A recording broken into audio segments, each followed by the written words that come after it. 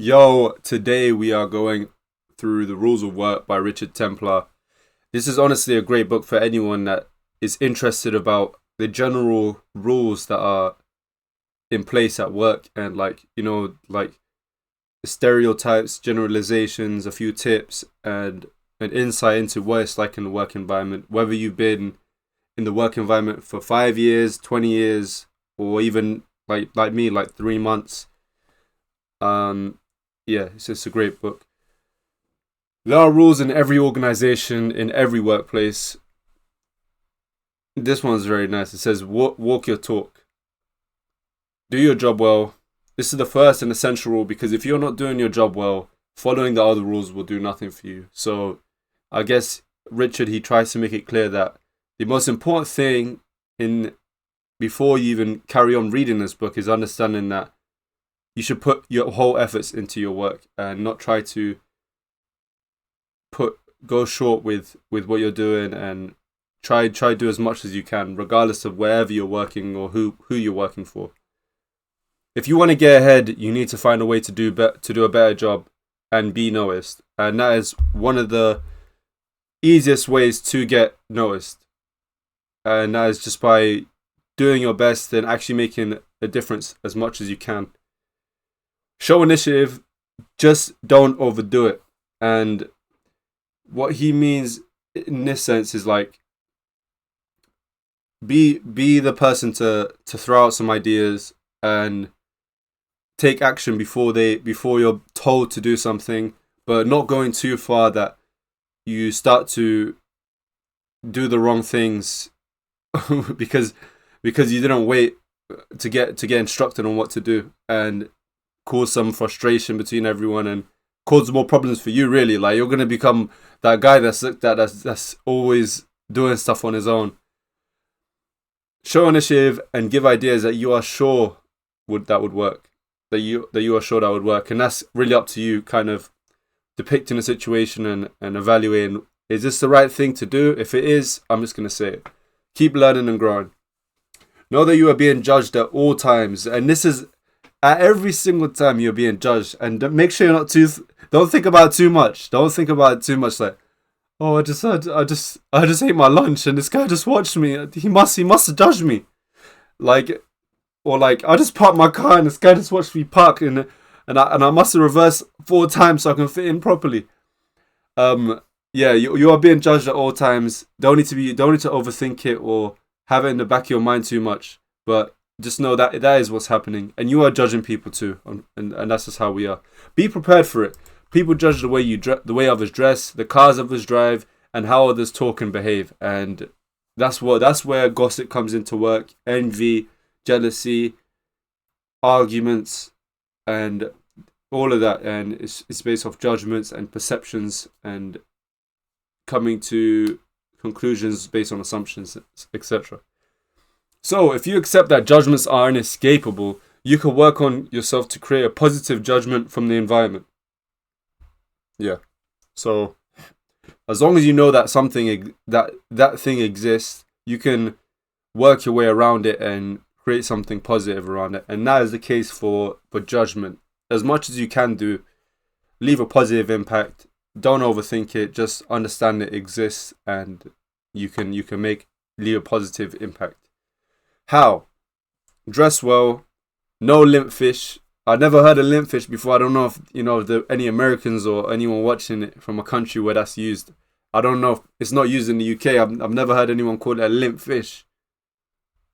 Because when I think limp fish, I'm thinking a fish that's limp.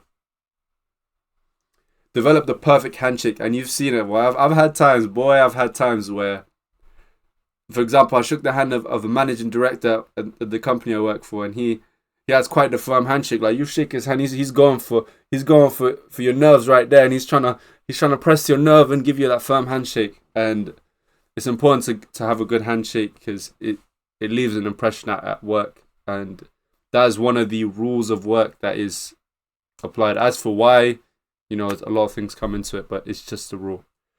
Exude confidence and energy. Be confident in yourself and have some energy, because what you give out is what people receive. And the more confident and energetic you are. Energetic, not really like jumpy around, but having some sort of a positive energy. If you exude that, then people receive it and they view that way.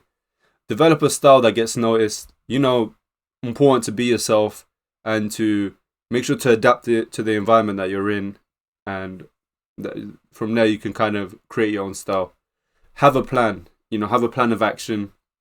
Sometimes jumping into it is good. Like, you just jump into it, free fall is good sometimes, but it's also important to have a plan of action of how you want to approach your conversations at work, timings. You want to get there early, and dress style. All those other stuff that come into it. If you don't know where you are going, you will stray, and that is the whole thing of. If you're like Ezio in Assassin's Creed, you jump into the haystack, without any plan, then you might land on the floor because you don't know where you're going. But yeah, sometimes it is very essential to plan ahead. On the other side, sometimes it's good to not plan ahead. Role players know their path to success. How can you play it? And this is about you. It's not about me or about the other guy. Well, for me, it's about me. For you, it's about you. For the other guy, it's about the other guy. So craft it to your own way. How can you make it fit your life? How can you make it suit your personality, your lifestyle? It's about you at the end of the day. Because one important thing I learned from this great speaker, his name is Muhammad Hijabi, he said that when you open a book, when you read a book, the entirety of the book is what the author wants you to know. But you have to ask yourself the question, what do I want to know from the author? Like, what do I want to know? Because it's really about what I'm going to take from it. So kind of make it about you and what you can learn. Know what you want long term. Have a long term vision. I always have advocated to myself, mainly to myself for the past few years, but now I'm going to advocate to others that develop a long term mindset so that you know what you want to do in the next coming months and years. Study the promotion system, identify key times and events, look for opportunities. If you cannot say anything nice, shut up. Shut up!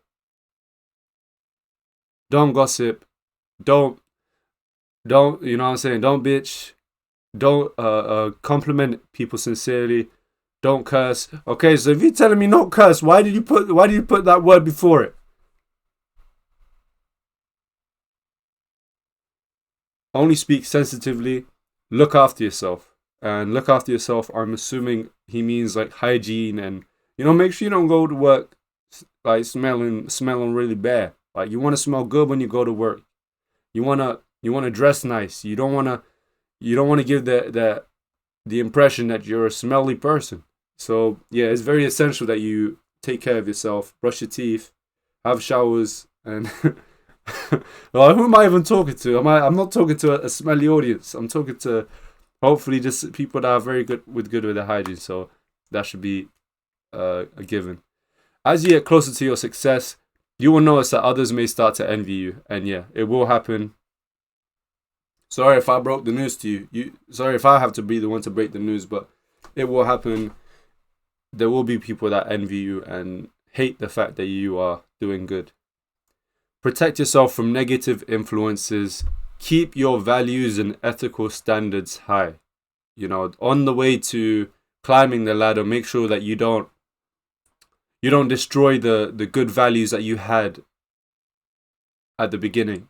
You don't need to destroy your good side or yourself to make it to the top. There is a way where you can build up there and keep your core values that are good. And you don't need to destroy yourself and become some villain to get to the top. Never disapprove or speak ill of a colleague and disapprove.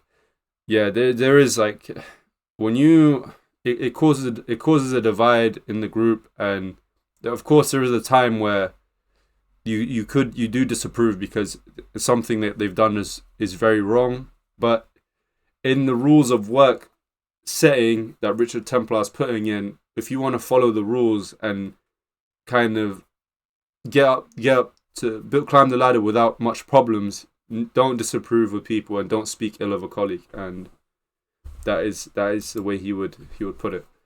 Act one step ahead. Yeah. So try think a step ahead. If you don't really know how to do that, try practice with yourself, like with scenarios, and think of situations like where you would be thinking ahead. And off the top of my head, I would try to think like chess, for example. Chess is a good way to introduce you to thinking one step ahead, literally, because chess is about planning your moves ahead, and thinking about, oh, I've moved my pawn here.